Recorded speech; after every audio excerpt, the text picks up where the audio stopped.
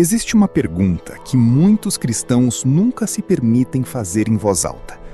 Não por falta de curiosidade, mas porque em certos círculos ela parece perigosa demais. A pergunta é esta: se a Bíblia é a palavra de Deus, quem escolheu quais livros entrariam nela? E mais, o que ficou de fora? Porque há textos, muitos textos, escritos nos mesmos séculos que os evangelhos canônicos, usando os mesmos nomes: Jesus, Maria, Pedro, Judas, circulando em comunidades cristãs reais. Textos que um dia foram encontrados enterrados no deserto, lacrados em jarros de barro, como se alguém tivesse decidido que eles não podiam sobreviver. Hoje, vamos abrir esses jarros. Não para destruir nada, mas porque a história real de como a Bíblia foi formada e por que certos livros ficaram de fora é mais fascinante e mais honesta do que qualquer teoria da conspiração jamais imaginou. Prepare-se. Isso vai mudar a forma como você lê a história do cristianismo. Para contar a história dos livros perdidos, precisamos ir a dois momentos que mudaram a arqueologia bíblica para sempre. O primeiro, dezembro de 1945, Alto Egito.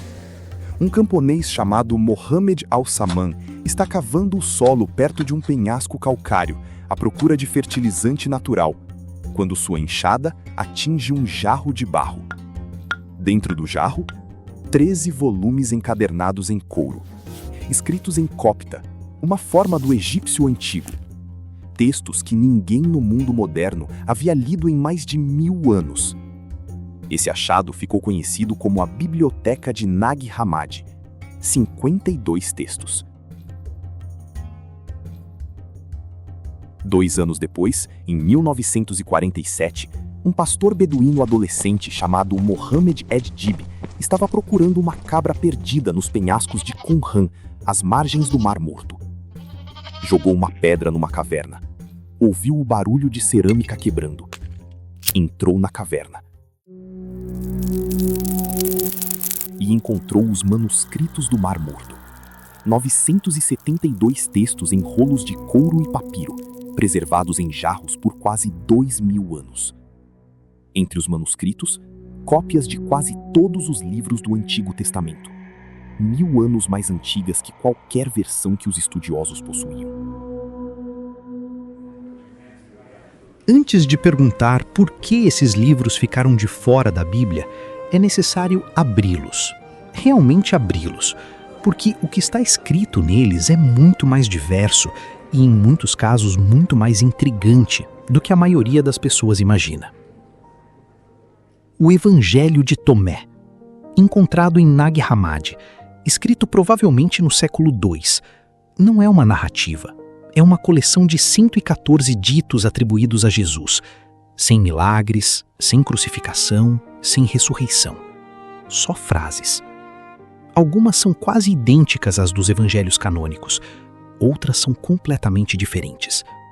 Uma das mais famosas diz: se você trouxer para fora o que está dentro de você, o que você trouxer para fora irá salvá-lo. Se você não trouxer para fora o que está dentro de você, o que você não trouxer irá destruí-lo. O livro de Enoque, mencionado, citado de forma direta na Epístola de Judas, que está dentro da sua Bíblia. Enoque descreve a origem dos anjos caídos, os vigilantes, que abandonaram o céu para se relacionar com mulheres humanas e ensinaram à humanidade conhecimentos proibidos, metalurgia, magia, cosméticos. É um texto que influenciou profundamente o judaísmo do Segundo Templo e que por séculos foi considerado sagrado pela Igreja da Etiópia. Ainda hoje está na Bíblia etíope. O Evangelho de Maria Madalena, fragmentário, grande parte perdida. Mas o que sobrou é extraordinário. Maria relata visões que teve do Senhor. Pedro questiona se Jesus teria falado com uma mulher em particular sem o conhecimento dos apóstolos. André e Levi discutem sobre a validade do que ela diz. É o único evangelho da antiguidade com uma mulher como protagonista e autoridade espiritual central.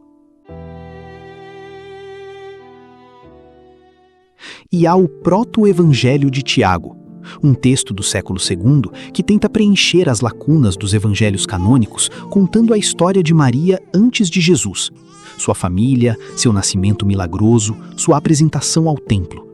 É a origem de muitas tradições católicas sobre Maria que não aparecem em Mateus, Marcos, Lucas ou João. Esses textos existem, são reais, foram lidos por cristãos reais. Então, como é que eles não estão na sua Bíblia? Aqui chegamos ao coração da questão. E aqui precisamos desmontar o maior mito que existe sobre a formação da Bíblia. O mito diz: o Concílio de Nicéia, em 325 d.C., convocado pelo imperador Constantino, reuniu bispos e votou quais livros entrariam na Bíblia e quais seriam banidos. Tudo foi político, tudo foi manipulado. É uma boa história. O problema é que não é verdade. O Concílio de Nicéia não debateu o cânon bíblico.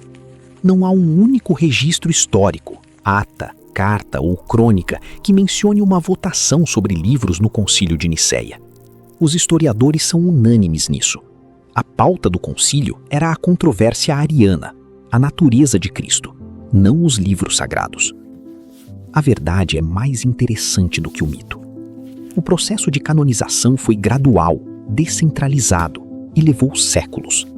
As comunidades cristãs espalhadas pelo Mediterrâneo simplesmente foram desenvolvendo um consenso orgânico sobre quais textos eram usados, quais eram respeitados e quais eram considerados fundadores da fé. E esse consenso se apoiava em critérios concretos. O primeiro critério: apostolicidade. O texto tinha origem apostólica? Foi escrito por um apóstolo ou por alguém em contato direto com os apóstolos? Isso limitava os textos ao primeiro século.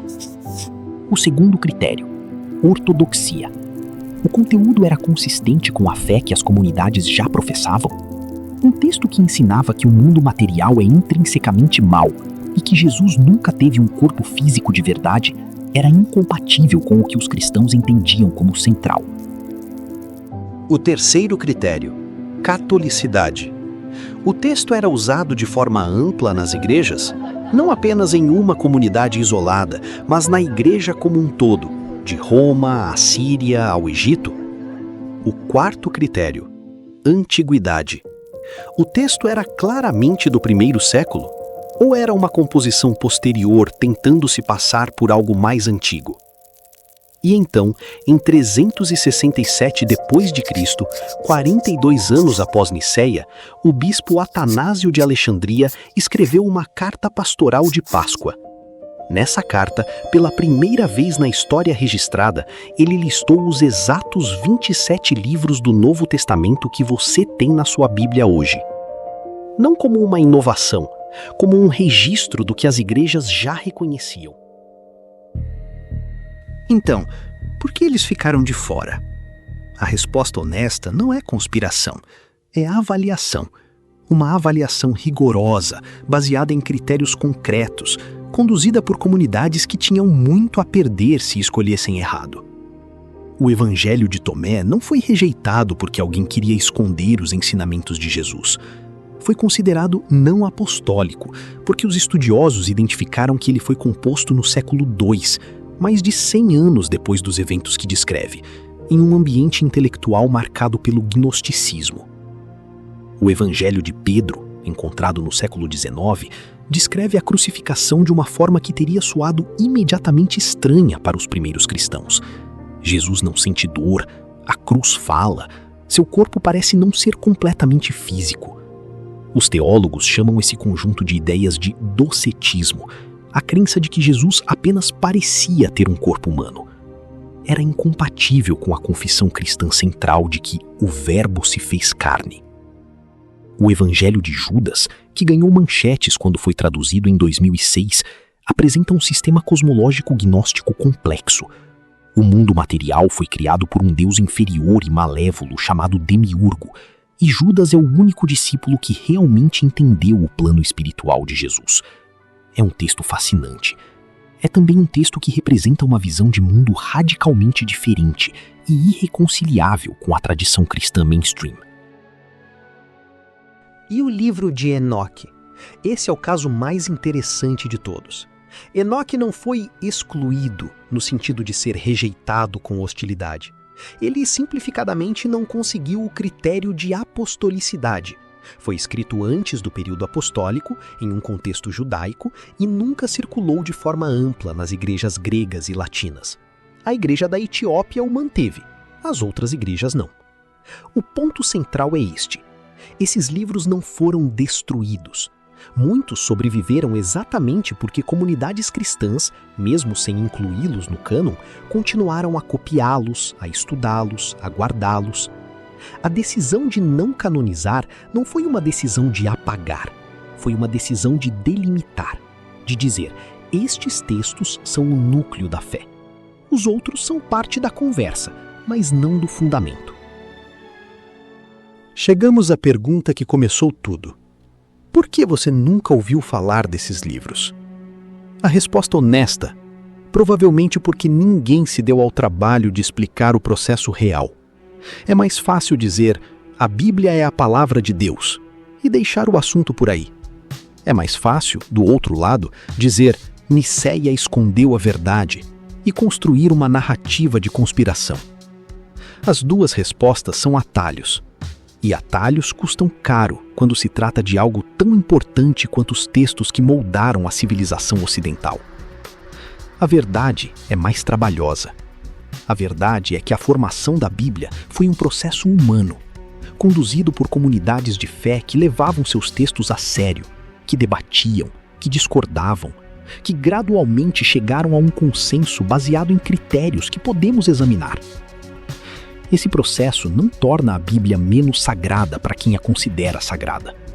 Na visão da fé cristã, a providência divina pode agir exatamente através de processos humanos, assim como age através de decisões humanas, de histórias humanas, de línguas humanas. E os livros que ficaram de fora? Eles não são a verdade escondida, mas também não são lixo. São janelas para o que os cristãos dos séculos I ao IV estavam pensando, debatendo, imaginando.